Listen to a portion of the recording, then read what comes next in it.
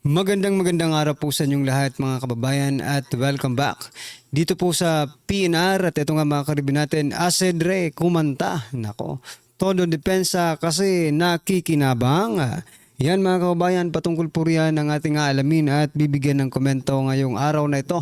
Pero bago pong lahat, kung bago ka pa lang at di pa po nakapag-subscribe sa ating munting channel, please don't forget to subscribe at palike na rin po ng video ito.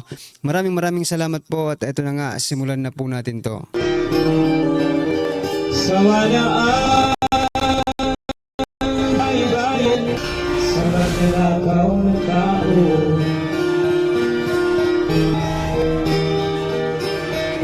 So yan mga karibin natin, bago po natin muling i-play ang video ito, eto pasadahan po muna natin yung mga nagtitrending na mga balita dito po sa mundo ng social media. At eto nga po mga karibin natin, unahin na po natin ito. Ito pong si Asedre mga kababayan ay binalatan na ni Vice President Sara Duterte. No? Sabi po dito sa statement ni Vice President Sara Duterte, ang may-ari ng Tingog Party List ay si Martin Romualdez. First nominee ang asawa niya, second nominee si Asedre. Yan mga kababayan, kaya pala, no? Kaya pala bawat araw ay mayroong pinapakawalang mga maaanghang na salita, no? Itong si Asedre patungkol po kay Vice President Sara Duterte. Okay. Ito pala yun mga kababayan, nasa Tingog Party List pala ito. At second nominee ng Tingog Party List na ang may-ari ay si Tambaloslos. Nako po. Halata kayo. Di ba? Ito mga karibin natin, si Asedre pa rin. Sabi niya po, no? Ito talaga parang wala sa hulog to eh. Parang wala po sa hulog yung kanyang statement. Sabi niya po kasi mga kababayan, kung sa termino mo, former President Digong, walang nagawa para pababain ang presyo ng bigas, huwag mong itulad sa kasalukuyang termino ni President Marcos. May nagagawa, may ginagawa, pero ikaw puro ngawa. Anak ko po. Sa panahon po, eto lang Asedre kung talaga pong hindi bumaba or tumaas something ang price ng bigas sa panahon ni dating Pangulong Duterte, ang tanong ko lang sa iyo, may nagrereklamo ba patungkol sa presyo ng bigas nung panahon ni dating Pangulong Duterte? Di ba? As simple as that. May nagrereklamo ba? Wala, kasi hindi niya naman po pinangako na pababain ang presyo ng bigas. Which in fact, mga kababayan, mas mababa po talaga ang presyo ng bigas sa panahon ni dating Pangulong Duterte. Pero what I'm trying to point out, hindi niya naman po pinangako na pababain ang presyo ng bigas hanggang 20 pesos. Ang presidente natin ngayon, si President Bongbong Marcos Jr. ay may po siya may campaign promise, di ba? Na pabababain niya ang presyo ng bigas up to 20 pesos per kilo ng bigas mga kababayan, di ba? O kayo itong puro ngawa ng ngawa, hindi niyo muna ina-analyze, no? Kung tama ba itong sinasabi ko? Baka kasi mamaya pagtawanan lang ako ng mga tao. Kaya nga, pagtatawanan talaga kayo ng mga tao kasi hindi nyo iniisip. Basta lang kayo makapagbitaw ng bitaw ng salita against Duterte, no? Kahit bahala na. Ayan, bahala na. 'Di ba? Ikaw ngayon ang lumalabas na kayo, ano masasabi niyo dito kay Asedre? Ako talagang bukod sa taga-tahol mga kababayan ay syempre 'di ba kasamahan lang ni Tamba, baka naambunan na rin. Hindi ito naambunan. Talagang buhos na buhos po dito mga kababayan. Alright, ano po ang inyong opinion dyan? At eto pa mga kababayan, speaking of bigas, sabi po dito sa good news daw. Good news, 20 pesos na kilong bigas sisimulan na sa Visayas. Ayon po yan dito kay President Bongbong Marcos Jr. Hinggil sa 20 pesos na bigas ni PBBM admin. Ito naman po ang naging komento ni Vice President Sara Duterte. Pag sinabi natin na, sabi po ni Vice President Sara Duterte, pag sinabi natin na 20 pesos per kilo na bigas yung pwedeng kainin ng tao, yan yung 20 pesos na binibenta yung pinapakain sa baboy. Nako, hindi mga hayop ang mga Pilipino. Correct? Diba? Correct na correct mga kabayan. Hindi po mga hayop ang mga Pilipino. Mga tao po tayo na may ang tanong, di ba? Kung makabili ka, for example sa Visayas, makabili ka ng 20 pesos na kilo ng bigas, hindi naman masarap kainin, for example, bibili ka pa ba? Pinagmamalaki po nila itong 20 pesos na kilo ng bigas, pero nung mga nakaraan, di ba, ibinalita, share din po natin dito yung 20 pesos na kilo ng bigas ay mabaho mga kababayan. At sabi nga ng iba, yung po ay binibili nila para pampakain sa kanilang mga alagang baboy. Nako. Ano po ang inyong opinion dyan mga karibo natin? I-comment nyo na lang po. At eto pa, pasadahan din po natin itong si Barbers. Sabi po ni Barbers mga kababayan, PNP mas humusay sa ilalim ng Administrasyong Marcos. Nako po. This swift action by the PNP proves that under the leadership of President Marcos, our law enforcement agencies are working with greater precision and efficiency in solving crimes. Yan mga kaubayan. What do you think? Tama ba itong sinasabi ni Representative Ace Barbers na mas mahusay sa ilalim ng pamumuno ni President Marcos, no? Ang mga PNP? Talaga ba? I think talagang mahusay po sila no? Kasi dumarami po yung mga mga krimen sa ating bansa, no? Baka sabihin din ni Barbers, paglabas ko, hindi naman ako parang si Attorney Claire Castro lang, no? Paglabas ko, hindi naman ako nakakita ng saksakan. Pagpunta ko sa palengke, hindi man ako nakakita ng snatching. Baka yan ang reasoning mo, dalawa na kayo ni ni Attorney Claire Castro. Pero kayo mga kaubayan, naniniwala ba kayo na mas effective, mas humusay ang PNP sa pamumuno ni President Bongbong Marcos Jr.? Mas effective daw in solving crimes mga kaubayan. Anyway, it is your opinion. Pero kung tatanungin mo ang mga ordinaryong Pilipino na laging nasa kalye, nasa trabaho, I think they will not agree to this statement mga kababayan. Sapagkat, di ba, kung totoo po itong sinasabi ni Barbers, no? Wala tayong mababalitaan ng mga kriminalidad na nangyayari sa ating bansa. Di ba? Kung meron man, mga minor lang, mga for example, snatching lang. Pero hindi po ito simpleng krimen mga kababayan.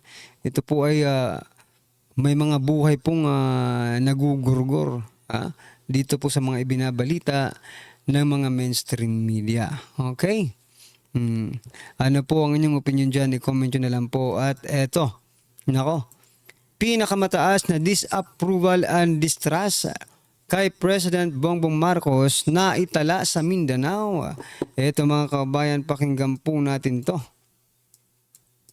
Yung pong mga lugar po sa inyo pong ginawang pag-aaral na ito, saan po ang may mga lugar na may mga pinakamalaki na mga disapproval at maging pagbaksak po sa tiwala ng taong bayan sa presidente?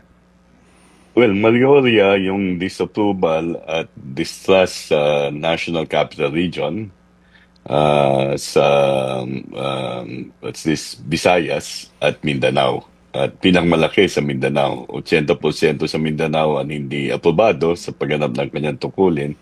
85% naman ang hindi nagtitiwala sa Pangulo sa Mindanao. So maliban doon sa Kalakang Luzon, na kinabibilangan ng Rion. Nako, baka fake news po yan. Madadali na naman tayo ni Jose Claire Castro. Ha?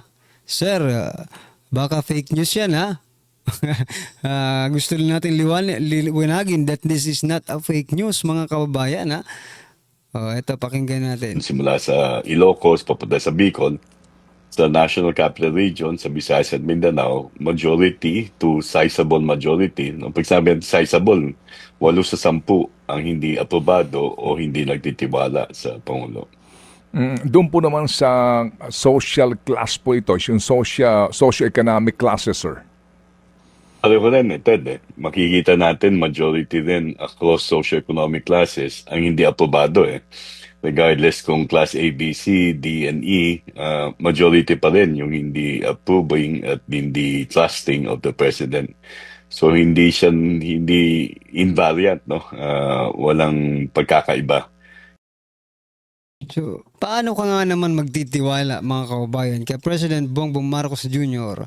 Isa simula pa lamang ay pinagsisinungalingan na ang taong bayan, di ba? Nagsisinungaling na sa taong bayan. No. Doon pa lang ito, I think doon po nagsimula ito sa yung 5,500 flood control projects. Correct me if I'm wrong mga kababayan, kung may alam pa po kayong before that, no? Na nangyari yung ano pala yung kay Vice President Sara Duterte, di ba? At saka yung pagpapalibing sa kanyang ama na tinitira niya si former President Duterte. Yan, wala nang tiwalang taong bayan dahil sa mga nangyaring ito, di ba? Dahil palagi na lang kabaliktaran po ang nangyayari kapag nagsasalita ang ating Pangulo, mga karibin natin. Sino pa ang magtitiwala dyan kung bawat sinasabi niya ay kabaliktaran naman po ang ginagawa nila. Diba? Ganito ang iuutos, iba yung susundin. Ganito ang sasabihin, iba ang gagawin. Sino bang magtitiwala dyan? Yung level ng pag-aaproba o hindi pag-aaproba at hindi pagtitiwala kay Bongbong Marcos. Kapag po ganito, ito ho ba sir so far sa inyo pong ginagawa ng mga ganito pong uri po ng survey, ito bang pangyayaring ito ay one for the books if I may say so? Medyo one for the books, no? Kapareho siya nung approval at trust rating ni GMA ni Gloria Macapagal-Arroyo nung midterm niya nung 2007. Ang kakaiba, kaya pwede mo sabihin one for the book, nung kay GMA, hindi naman majority disapproving at distrusting, no? Nahati ang Pilipino nun Isa sa 3 ay isa sa 4 hindi nagtitiwala, hindi aprobado, pareho ngayon. Pero hindi mayorya yung disapproving at distrusting. Kumbaga yan yung record na i-set ni Bongbong Marcos, no? Bago mag-midterm, majority na ang hindi aprobado at hindi nagtitiwala sa kanya.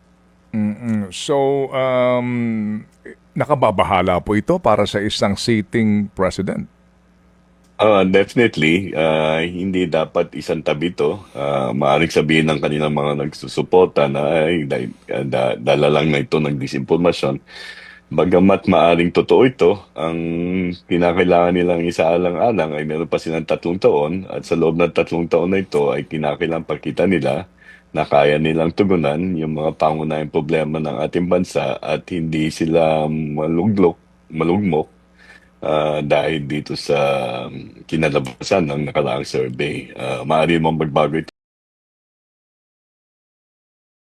So yan mga kababayan, nakakabahala ang patuloy na pagbagsak ng ratings, no? Trust and approval ratings, no? Ng sitting president. Kasi pwede po siyang anytime mga kababayan, no? para sa akin. Kasi kapag hindi na po nagtitiwala, for example, mag-negative na po yung trust and approval ratings ng presidente, aba, hindi na po yan, hindi na po yan hindi na po yung katanggap-tanggap para sa sambayan ng Pilipino. Negative ka na, di umalis ka na dyan. Kung meron ka pa pong natitirang kahihiyan, di ba? Kung mayroon pa po kayong natitirang pagmamahal sa ating bansa, pag nag-negative na yan, ako, umalis na po kayo dyan para at least maisaayos yung pamamahala sa ating bansang Pilipinas. Alright? Ito mga kababayan, panoorin po natin to at bigyan natin ng konting reaksyon. Ito na po. Ito ang nakakagulat, viral na trending ngayon sa mundo ng social media ang di umano'y balitang kaya pala pinalaya ang ambassador na si Marcos Lacanilao ay posibleng kumanta kung hindi hinarang ni Chis Escudero ang pagkakakontempt nito sa Senado. May panibagong developing report ngayon ng usap-usapan sa mundo ng social media na tila unti-unti na nga daw mabubuking kung sino ang mastermind sa likod ng di umano'y illegal daw na pag-aaresto kay dating Pangulong Rodrigo Roa Duterte kung hindi pinigil.